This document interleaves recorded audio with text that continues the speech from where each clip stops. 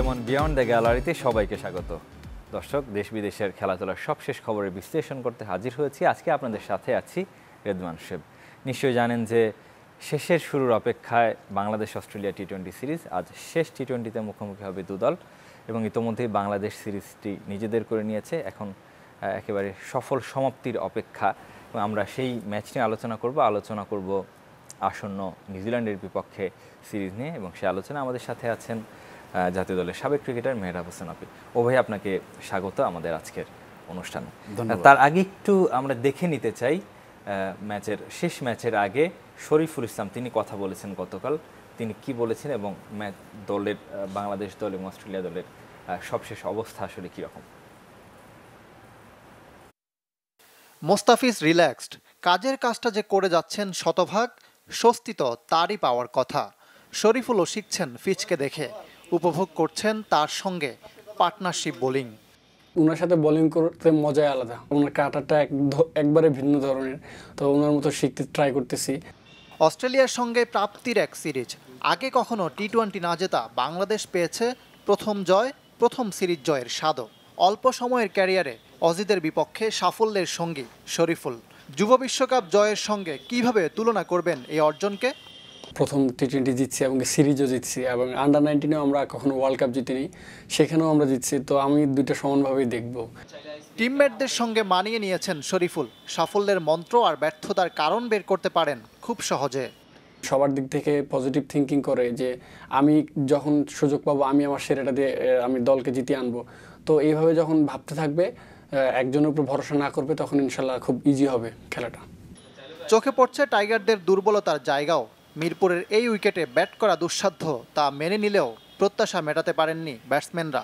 Winning combination ধরে রেখে চতুর্থ ম্যাচেও সুযোগ দেওয়া হয় সৌম্য সরকারকে, কিন্তু পারেননি ব্যর্থতার বৃত্ত ভাঙতে। শেষ ম্যাচে তাই সুযোগ পেতে পারেন মোহাম্মদ মিঠুন। কষ্টার্জিত হলেও জয়ের দেখা পেয়ে আত্মবিশ্বাস ফিরেছে অজি শিবিরে। তবে ম্যাচের ফল নিয়ে না ভেবে কন্ডিশন নিয়ে বরং বেশি কাটাছেড়া তাদের। শেষ ম্যাচে উইকেটের রহস্য পুরোপুরি উন্মোচন করতে চায় অস্ট্রেলিয়া। আমি এমন টার্নিং উইকেট আর দেখিনি। ধীরে ধীরে আমরাও মানিয়ে নেওয়ার চেষ্টা করছি। গত ম্যাচে সফলও হয়েছি। সামনের ম্যাচটাতে আরও ভালো ক্রিকেট খেলাই আমাদের লক্ষ্য থাকবে।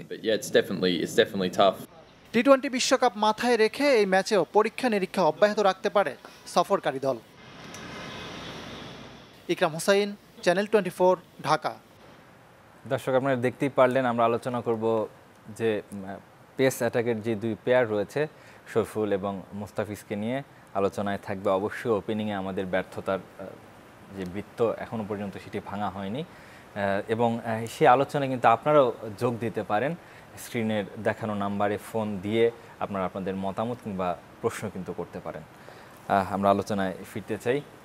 অভিভাই, ওভারঅল একেবারে শেষের শুরু যেটা বলছিলাম যে শেষ ম্যাচে এসে পৌঁছেছে এই সিরিজ, ওভারঅল 4টি ম্যাচের নিরিখে আপনার মূল্যায়ন কি হবে? দেখুন, 4টি ম্যাচে কিন্তু আমরা প্রতিপক্ষ অস্ট্রেলিয়ার সাথে যেভাবে ক্রিকেট খেলেছি, অবশ্যই দুর্দান্ত ক্রিকেট খেলে যাচ্ছি, কিন্তু তারপর আমার কাছে মনে হয় যে আশা অনুরূপ আমরা কিন্তু ব্যাটিংটা সেভাবে করতে পারিনি। আর এমন নয় যে এই উইকেটে একেবারেই রান করা সম্ভব না, আমি সেটা বলবো না। বিকজ অফ আমরা যদি লাস্ট ম্যাচে মাহমুদুল্লাহ রিয়াদের যদি 3 নম্বর ম্যাচে যদি আমি কথা বলি, মাহমুদুল্লাহ রিয়াদের কিন্তু সেখানে কিন্তু একটা 50 রানের একটা ইনিংস ছিল, তার মানে এখানে রান করা সম্ভব। অপরদিকে যদি অস্ট্রেলিয়ার আপনার মার্শের কথা বলি, মিশেল মার্শও কিন্তু আপনার সেখানে প্রতি ম্যাচেই তিনি রান করে যাচ্ছেন। তো এর অর্থ দাঁড়ায় যে এখানে রান করা সম্ভব যদি কিনা আপনি ইচ্ছা পোষণ করেন এবং নিজের উইকেটটিকে টিকিয়ে রেখে তারপর আপনি যদি রান করা সম্ভব হলেও সেভাবে স্ট্রাইক রোটেট করতে পারাটা কিন্তু অসম্ভব বলা যায়। আপনি বলছেন মাহমুদুল্লাহর কথা, 51 বা 52 রান করেছেন। বল আর রানের খুব বেশি কিন্তু পার্থক্য নেই, অন্তত টি-20তে এমনটা এক্সপেক্টেড কিনা।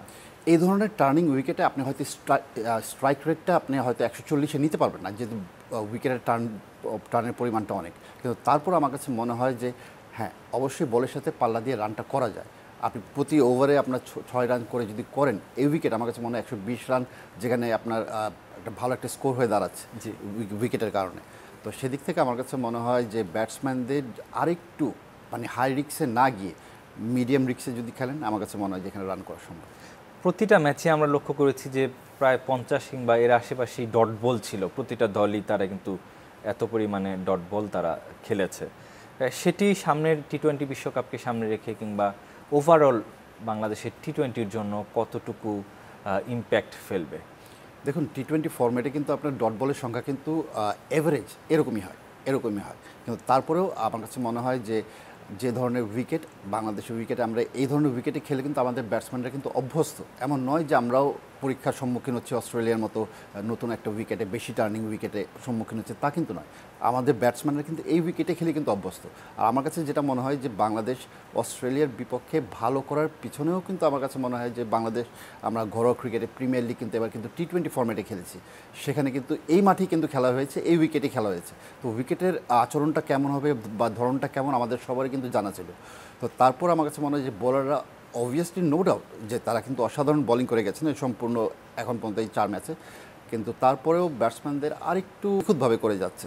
হ্যাঁ, মোস্তাফিজ বাংলাদেশের জন্য বিরাট বড় একটা অ্যাসেট অবশ্যই, এবং বাংলাদেশকে তিনি সামনে আরও অনেক কিছু দিতে পারবেন এবং অনেক কিছু তার দেওয়ারও বাকি। আমরা সেই পুরনো মুস্তাফিজকে কি কিছুটা ঝলক তার লক্ষ্য করছি কিনা? মাঝখানে কিন্তু তিনি অনেকটা হারিয়ে গিয়েছিলেন, মাঝখানে ইনজুরির কারণে কিন্তু তিনি একটু পিছিয়ে পড়েছিলেন, কিন্তু তারপরেও আমরা আইপিএলে কিন্তু প্রথম আসরে যখন মুস্তাফিজ যখন তার প্রথম আসরটা খেলেন আইপিএলে সানরাইজার্স হায়দ্রাবাদের হয়ে, সে আসরেও কিন্তু দেখতে পেয়েছি যে মুস্তাফিজের কাটারটা কিন্তু দুর্দান্ত ছিল।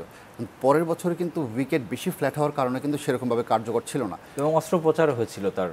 হ্যাঁ, তো সেদিক থেকে তিনি একটু আমার কাছে মনে হয় যে পিছিয়ে ছিলেন, কিন্তু মুস্তাফিজ আমার কাছে মনে হচ্ছে যে তিনি এখন 100% ফুল ফিট, এবং তার রিদমটাও ভালো হয়েছে, এবং অফ কাটার তিনি ঠিক তার রিদমটা ফিরে পাওয়ার কারণেই কিন্তু এরকমভাবে বল করতে পারছেন। ফিটনেসও কিন্তু এখানে একটু বড় একটা ইস্যু ছিল।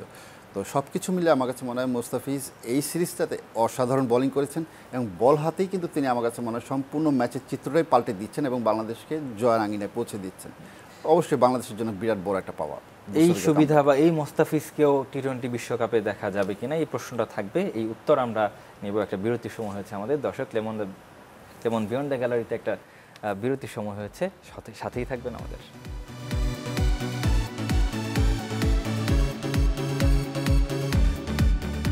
দর্শক, ফিরলাম ক্লেমন বিয়ন্ড দ্য গ্যালারিতে। আমরা আলোচনায় ফিরতে চাই, বা আমরা আলোচনা করছি বাংলাদেশ অস্ট্রেলিয়া সিরিজ নিয়ে, এবং সে আলোচনা যাওয়ার আগে একজন দর্শক আমাদের সাথে আছেন। আমরা দর্শকের মতামত এবং প্রশ্ন নিতে চাই। দর্শক, বলুন। আমি নাবিল বলছিলাম বরিশাল থেকে। জি, বলুন। মানে এখানে যে সৌম্য প্রতিদিন ওপেনিং এ ব্যর্থ হচ্ছে, সেখানে সাকিবকে ওপেনিং এ খেলিয়ে সৌম্যকে বাদ দিয়ে সাইফুদ্দিনকে নেওয়া যায় নাকি? জি দর্শক, ধন্যবাদ। সাকিবের ওপেনিং, কখনো সাকিব ওপেনিং করেছেন কি? আমার জানা মতে তিনি কখনো তাকে ওপেনিংয়ে দেখিনি। কখনোই করেননি, সত্যি কথা কখনোই করেননি। আর সাকিবকে দিয়ে ওপেনিং করানোটা আমার কাছে মনে হয় না যুক্তিসঙ্গত হবে, বিকজ অফ তিনি এই জায়গাটায় কখনো খেলেননি, এবং তিনি চাইবেন, আমার ব্যক্তিগত মতামত, তিনি চাইবেনও না।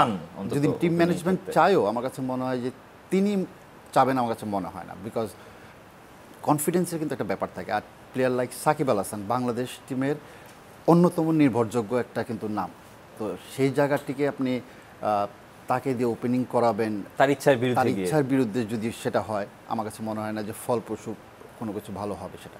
তো সেদিক থেকে হ্যাঁ, সৌম্য সরকার খারাপ করছে আমরা জানি, কিন্তু তারপরেও এখন এখানে নতুন একজনকে, লাস্ট ম্যাচ নতুন একজনকে আপনি আনলেন, হয়তো তিনি একটি ম্যাচও খেলেননি, সেটা মিথুনও হতে পারে বা অন্য কেউ হতে পারে, সাইফুদ্দিনের কথা বলছেন, এসেই যে ক্লিক করবে সে তেমনও কিন্তু কোনো গ্যারান্টি নেই। কিন্তু তারপর আমার কাছে মনে হয় যে 4টি ম্যাচ তো দেখলাম আমরা তাকে সুযোগ দিয়ে, একটি ম্যাচ মাত্র বাকি, হোক না আরেকটি বার তাকে সুযোগ দেওয়া, দেখি কি হয়। কিন্তু যেহেতু তিনি 4টি ম্যাচ খেলেছেন, উইকেটের আচরণ কেমন, বলের গতি কেমন, সব কিছুর সাথেই কিন্তু তিনি কিন্তু এখন কিন্তু জানেন।